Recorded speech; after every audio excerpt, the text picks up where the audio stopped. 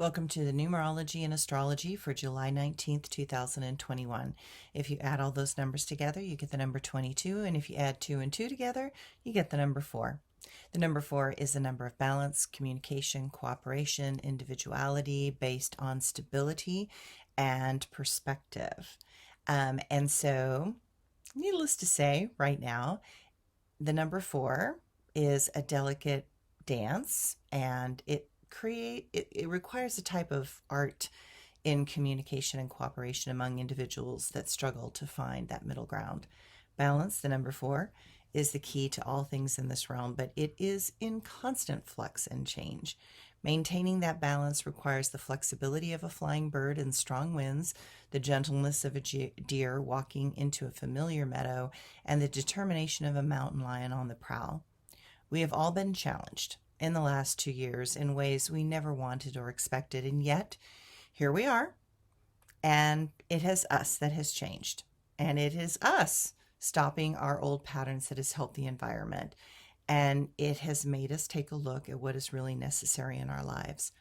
Our needing to work from home has made us better people, more attentive, helped us get a hold of our finances, and made us realize the things that are most important. For that, we should all be proud. So let's keep going. Let's see if we can create a better world, not just one for ourselves, but our children's children. If we could do the last few years, I think we could do anything. The astrology today.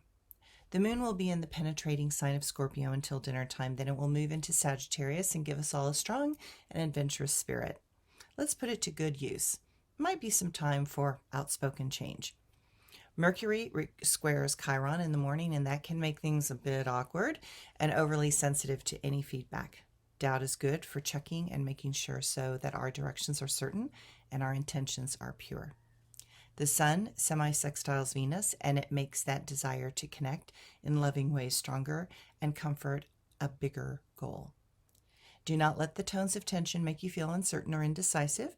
You have challenges still to overcome, but it's a good day overall. My quote for today.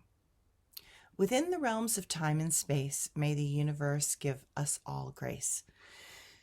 I watch those that live on our streets in such despair. I see a society that has forgotten to care.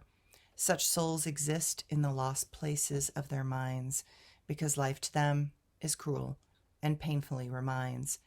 They live in a world created by drugs and loss. They cannot get out because a line has been crossed, one that prefers illusion to the harsh and bleak light of a world terribly detached and so egregiously impolite. If we care not for those suffering and in pain, we abandon our humanity and put karma on our chain. A society is not judged by its successes and wins if those needing help are labeled and abused with sins. Can't we find a way to help them out of this place? Do we not have enough power and the money in this case? Even if we do, such a choice needs hearts so clear that determination and clarity will replace the fear. Birthday weekend complete. My blog for today. We went to Coit Tower in San Francisco and walked up the stairs from the Embarcadero. What a lovely little secret garden, complete with jasmine bushes and bee farms. Signs pointing out there that there will be coyotes in the evenings and the mornings. If I were a coyote, I would live there too. In fact, I would love to live there even if I wasn't a coyote. Okay. The view is spectacular from the top of Coit Tower. The Coit Tower have these beautiful murals in the American social realism style.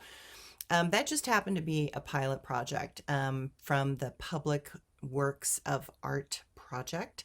It was one of the first of the New Deal federal employees programs for artists, and Ralph Stackpole and Bernard Zackheim got the commission in 1933 and supervised these beautiful murals, who are mainly faculty and the students of the California School of Fine Arts. These murals were recently cleaned and reconstructed by the local schools and artists. They did a spectacular job, and the area and views are spectacular. From the top of the tower, we were also able to see my husband's solar project for the wastewater systems in San Francisco, a huge solar roof project over by the wharf. It was spectacular to see from that angle. We walked over 7 miles yesterday, and it was something I will never forget. I hope you all had a great weekend. Thanks, everyone.